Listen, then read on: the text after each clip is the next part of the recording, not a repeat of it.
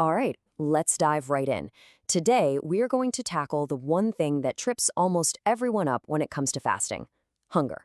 You know the feeling. You've tried fasting, you were super motivated, but then the hunger just felt impossible. Well, I'm here to tell you that it's almost never a failure of willpower, it's a failure of strategy. And today, we're going to build that winning strategy together. Does that sound familiar? I bet it does, because that right there is the number one reason people throw in the towel on fasting.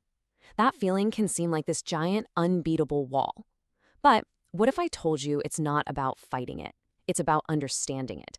And once you understand it, well, it becomes surprisingly easy to manage. And this is the big secret, the core idea for everything we're about to cover. That gnawing, distracting, I need to eat now feeling we call hunger, it is not some mandatory state of suffering you just have to endure. Nope, it's a signal. And just like any signal, you can learn to read it, manage it, and yeah, you can even train it. So let's start by pulling back the curtain and exposing this feeling for what it really is. Because most of what you think of as hunger isn't a true biological cry for calories. Not at all. It's actually a pretty complex cocktail of hormones, deep-seated habits, and honestly, some simple physical imbalances that are shockingly easy to fix. Okay, so meet your main opponent, ghrelin. But it's not the constant nagging monster you might imagine. It's much more like a loud alarm clock that's still set to your old eating schedule. You know, it goes off around noon, makes a bunch of noise for maybe 30 minutes, an hour tops, and then it just stops. It stops whether you eat or not. And the best part? You can totally reset that alarm. In just 1 or 2 weeks, you can teach it a whole new schedule. And look, this isn't just some nice theory. Let's talk about a real person, Sarah. On her very first attempt at a 24-hour fast, she was literally in tears by hour 18. She thought she just couldn't do it. But 6 months later, after learning these tools, she did a full 10-day water fast and described it as peaceful. Think about that. Same person, totally different playbook. Her story proves this isn't about having superhuman willpower. It's about having the right strategy. So if you're going to master this enemy, you've got to know it first, right? Most of us just lump every single craving into one big bucket called hunger. But the truth is there are at least 5 distinct imposters hiding in there. And learning to tell them apart, that's your new superpower. Okay, here they are, the usual suspects. First, you've got that ghrelin wave we just talked about, the alarm clock. Then there's habit hunger. You know, you walk into the kitchen and your brain just automatically thinks, snack time. Then, of course, emotional hunger, feeling stressed, bored, you know the drill. And finally, the 2 big physical fakers, fake thirst and low electrolyte hunger.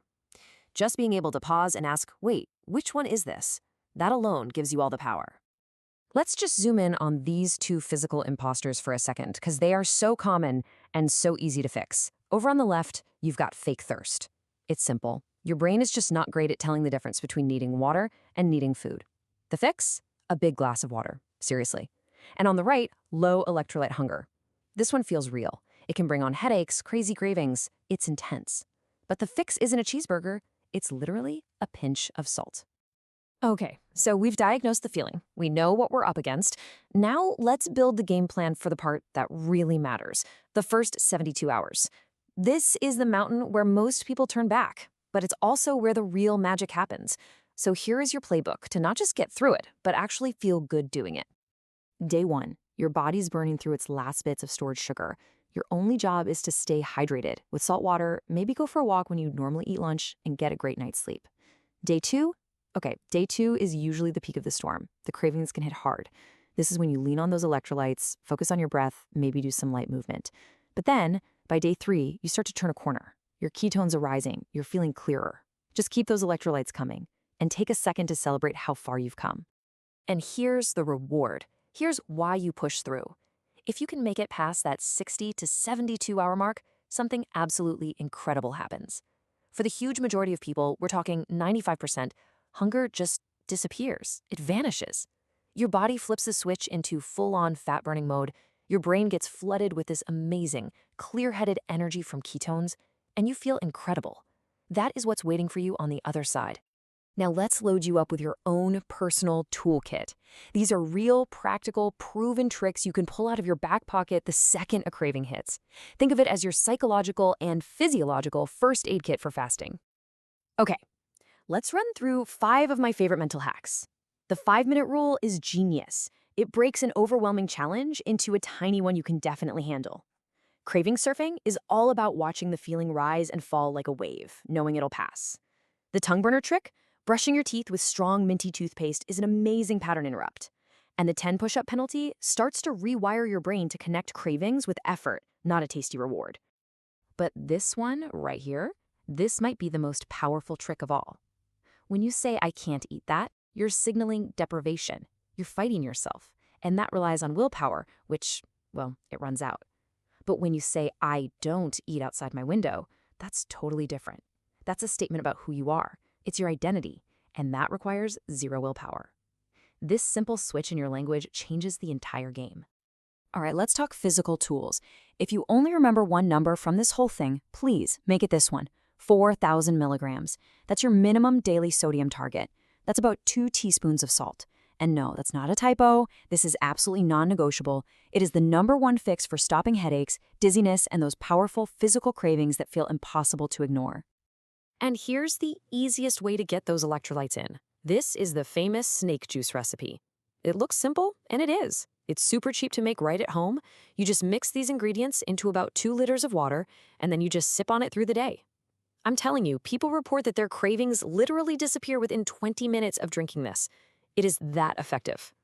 All right, you've got the science. You have the hour-by-hour playbook. You have the toolkit. But all the knowledge in the world is useless if you don't take action. So now we're going to put it all together. This 30-day challenge is designed to take these ideas and turn them into an actual ingrained skill, giving you true, lasting control over your appetite. The secret here is gradual progress. You're not going to jump into a 3-day fast tomorrow. That's crazy. You start small. Week 1, you just focus on mastering a simple 16-8 schedule. That's it. Then in week 2, you tighten that window a little bit and you try one 24-hour fast. See how it works. Each week builds on the last, so you're training your body and your mind step by step. By the end of the month, a 72-hour fast won't seem scary at all. It'll feel like the next logical step. And make it even easier, here's your daily checklist. Look, this isn't about being perfect. It's about being consistent.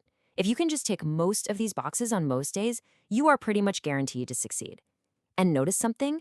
Only 2 of these are directly about food. The rest are about hydration, movement, sleep, and your mindset. That's where the real work happens. Because this whole journey, this whole 30-day challenge, it all leads to one thing, a fundamental shift in your identity. After you do this, you will no longer see yourself as a victim to your cravings.